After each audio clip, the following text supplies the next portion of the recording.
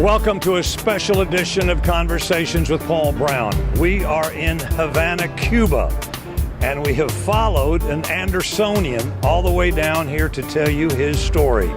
He has become an historian from Anderson with regards to the classic cars in Cuba, not only here in Cuba, but back in the United States as well.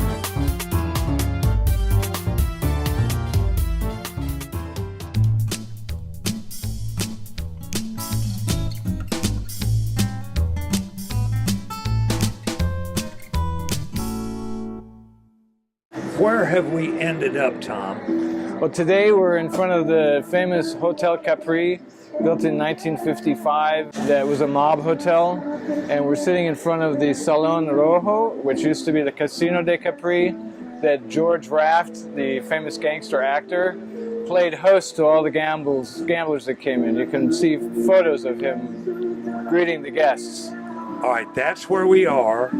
Fast forward to your interest in Cuba. The interest in Cuba began in 2014 in December when President Obama relaxed the travel restrictions, and I started studying it because, having managed the restoration of old cars for the last 10 years in Thailand and in Dominican Republic, I was familiar with third world countries, but I knew nothing of Cuba because we never learned about it in school. So as I started translating European blogs into English on the computer, I found all these images of tourists and old cars and history of the old cars. I knew nothing about it, so it became sort of an obsession to learn about it. And then that translated into your first trip here when? First trip was August of 2016. I had done a lot of study, a lot of due diligence. I assembled a small library of books and travel guidebooks and coffee table books to familiarize myself with the place. And then I started finding these images of cars back in the day. You came here cold. Yeah, cold turkey. I had one contact from Quebec who winters here, and he was going to be here. I never did hook up with him, but fortunately on my very first trip I met a relatively famous Cuban on the plane from Mexico City. He took me under his wing. His name is Ray Sandler from the group Vocal Sampling, an a cappella group that goes all over the world traveling. Cubans can leave for their artistic profession to go anywhere in the world under agreements with other countries. So Ray took me under his wing, took me around on his scooter, showed me places I never would have known about by myself. So I got the exposure that not offered to the casual tourist. And then that led to more introductions to more Cubans. Right, and then you'd go to a place and hear a band and meet them, and they became friends. I have a young a young musician who plays the flute and the saxophone that's become almost like a second son to me, and he's going to be famous one day. And it's so exciting to meet these people that are so genuine and so real and so sweet, and they treat you like family right off the bat. They love Americans when you say you're from America. Oh, what's your favorite baseball team? Mine is the Dodgers or the Yankees. Then your introduction into the classic car community came how? When Ray and I first started talking on the plane, he said, "Oh, I have an old Buick. I have a 50 Buick and a 56 Chevy." So I showed him my baby pictures of my Buicks, and there are car clubs here. I've been to a couple of car club meetings. It's just a growing thing. One hand washes the other. You meet people, they introduce you to people. You introduce the people that you've met to other people, and it's a karma that's hard to describe, but it's a spiritual thing that's amazing. Then you started taking pictures and doing an historical overview. Right. Initially, the idea was to come down here to find old magazines and historic content for a book about the cars of Cuba when they were new. And I told myself, there are all these old cars, there are a lot of coffee table books of the cars as they are now. I'm not going to do that, but I was smitten by the color and the light when you photograph. I wound up taking thousands of pictures of Buicks and Chevrolets and MGs and Mercedes and Saabs. There are cars from all over the world here. I've been able to turn those new photos into publications and other magazines that I'll write for. All right, tell me about the Buick project. The Buick project was, I belong to several national American car clubs. One of them is the Buick Club of America. They have 8,000 plus members all over the world, but primarily Canada and US. And I sent the editor, I've contributed to that magazine before, I sent them about a dozen pictures. Say, this is what I'm seeing in Cuba. Do you have any interest in doing a story? And also I'm doing this historic research. So between the editor and the graphic artist that creates the magazine, the layout, they went nuts and they said, give us all you got. So they wound up giving me 22 pages, the cover, the inside cover, and 20 pages of content, history, an interview with the last Buick, the son of the last Buick distributor who left in 1960. The centerfold spread of touring in Blanco's 53 Buick convertible, the red one behind us, and also a year-by-year photo gallery of Buicks all over Havana in different situations. The Buick Bugle.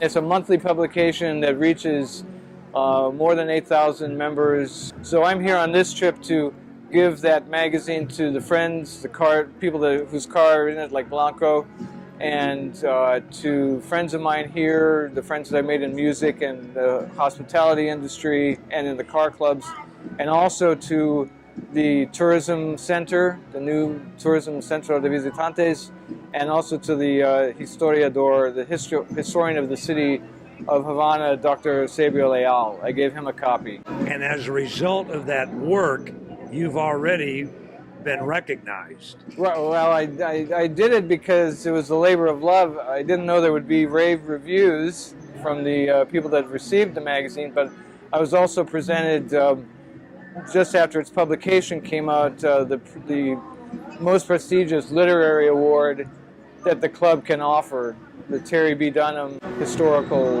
Literary Award for the entire effort. You've made how many trips to Cuba now? This is my 8th trip since August of 2016. When you first came down here that first time, did you envision it becoming such a long-term love affair? Initially, I had a feeling in the back of my neck. I had this feeling because the light is so beautiful and it changes and the color of the water changes, and I've become a better photographer being down here, and I've brought other people that are photographers that agree. There's something magical, and of course the people and the things to do. Our guest is Tom Gibson. We are in Havana, Cuba, and we are going to continue our conversation.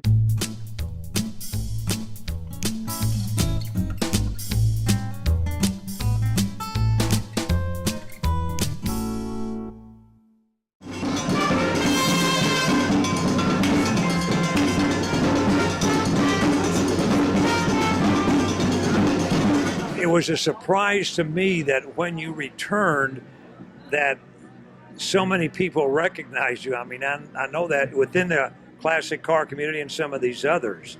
Has that surprised you at the way that you've been able to establish this relationship with the people of Cuba?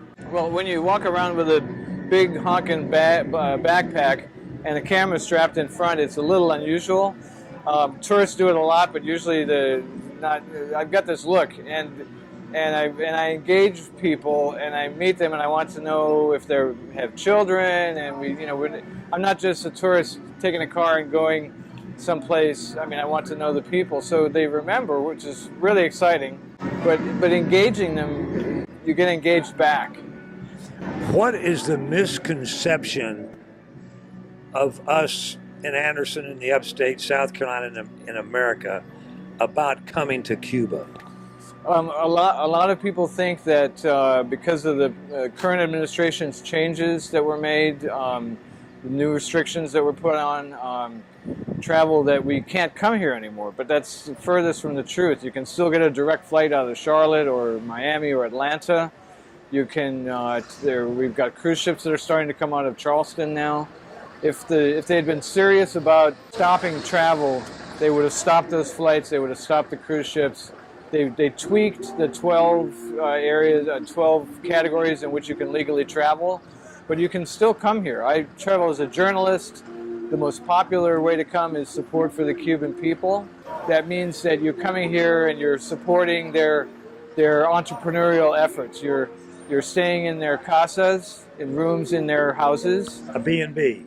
It's like a B&B, and these are found on Airbnb and the popular travel sites. You eat in their restaurants, the paladares. You ride around in cars like Blanco's Buick, or you can take other forms of public transportation. As long as you're supporting their entrepreneurial efforts, you can come here totally legally. You have a friend who has an overview of this increase in tourism. Why don't you introduce him? Santiago Flores is a tour guide. I met him vicariously through a group that was staying at the Casa. They were going on a 4-hour tour. They had 2 extra spaces and a 47 Cadillac ambulance that was big and beautiful and green and highly unusual. And they said, "You want to come along?" Santiago was the guide, and we started talking, and he found out that I knew a lot about the history, and he's a really great guy, and I'll let Santiago go from here. And they hired Santiago, can you tell us a little bit of the impact of the classic cars since the travel restrictions were lifted for American tourists to come to Cuba?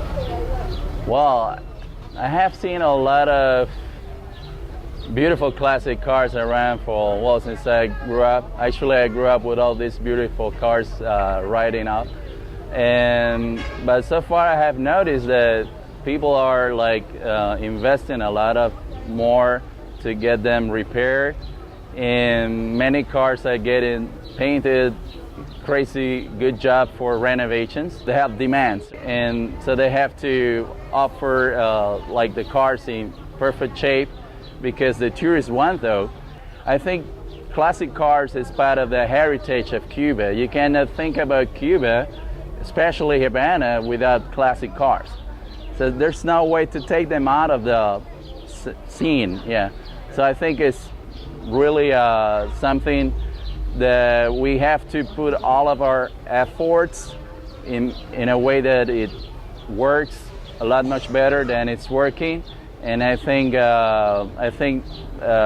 that's really impacting it very well for private owners, because most of the classic cars are owned by private individuals, that they actually inherit those from their parents and their grandparents before the revolution.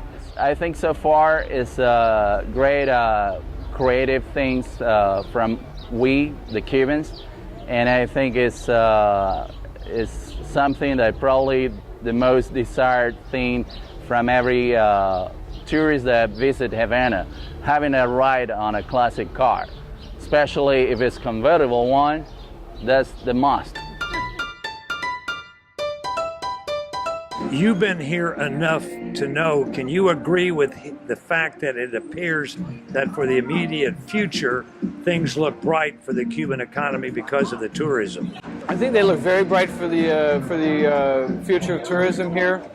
There are, I would say, a half a dozen hotels that have been under construction, either repurposing the old buildings or building brand new since I've been coming here. A couple of them have just opened, like the Grand Hotel Manzana Kempinski chain hotel. They're restoring the Hotel Packard down by the water. There's a lot of foreign investment in the new hotels, and friends in the hospitality industry have great faith that it's going to get better. Hurricane Irma was a setback. It caused people to think that all of the beachfront hotels had been ruined. Part of Havana flooded, but it didn't take long to drain out. So it's back to normal, and we just need more people to come. And you can, as an American, you can come here legally. easily as long as you follow the rules. As a result of your trips down here, you now are considering embarking on a new venture, and that's inviting people to come. Right, in small groups. My friend Helen Saban and I have taken small groups of 6 to 8, and that's a good number to go with. It can be done very reasonably. I've learned a lot about Havana and want to share that with other people. How soon can these tours that you and Helen are going to set up can become viable for folks in the upstate or anywhere? Well, they've already happened. It's just a matter of getting people together and coming up with a date. I'm going to do a mid-century modern architecture tour in November. The place abounds with mid-century architecture, both in the hotels and in private residences and in industrial and office buildings.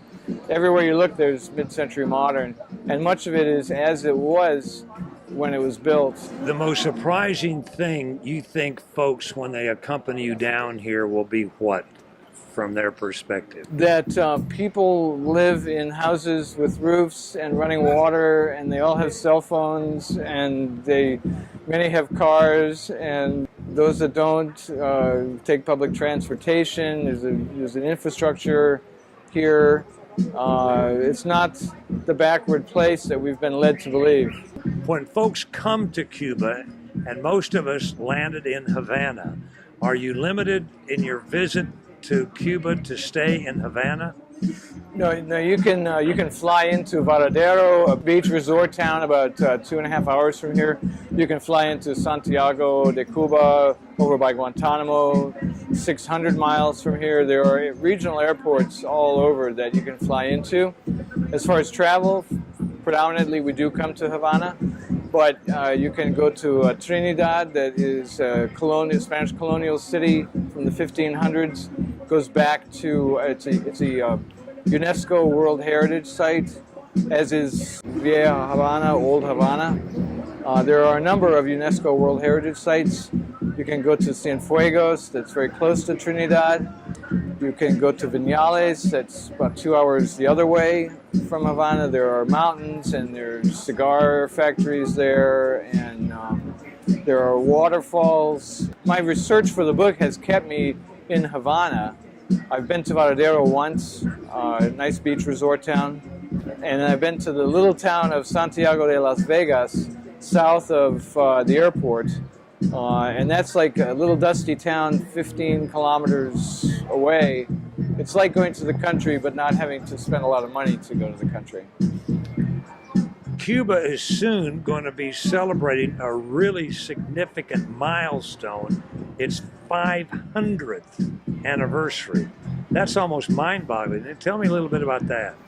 It's really exciting to be any place that in this hemisphere is 500 years old. They're really looking forward to it. It's going to be a milestone. They're going to paint the town. Can't imagine the party that they're going to have, and I'm going to be there, I know, and staying right in the center of it, right in central Havana. And it's going to be a year-long celebration. You mentioned a bit ago that the architecture here covers so much history. Yes. The oldest thing you showed me today was what? Like 1540s, El Templete. It goes from Spanish colonial all the way through Art Nouveau, Art Deco, Machine Age. And little by little, they're beginning to redo some of these buildings that have fallen into disrepair. Right. This Dr. Eusebio Leal is the historian of the city of Havana, and he was the one who convinced the Castro brothers, the regime, to invest tourism money into the restoration of old Havana and of Cienfuegos and other parts around Cuba that would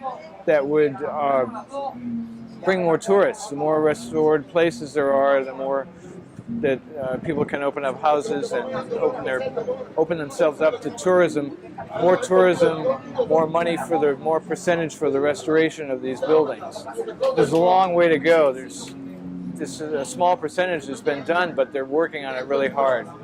Next week, we're going to break down and talk about these cars specifically. Exactly. We have Lucy, an American who has a young Cuban boyfriend, and they have just purchased a 1940 Buick Super convertible that has its original straight 8 motor and is a real convertible, not chop top. They're learning the process here in Cuba, new car people. All right, well, thank you for sharing, Tom. It's been fun. Our guest has been Tom Gibson. As we said, we are in Havana, Cuba. And we want to thank all of you for tuning in and invite you to be back with us next week, same time, for our next edition of Conversations with Paul Brown. And so from Havana, Cuba, take care, everybody. Con mi deseo de ti.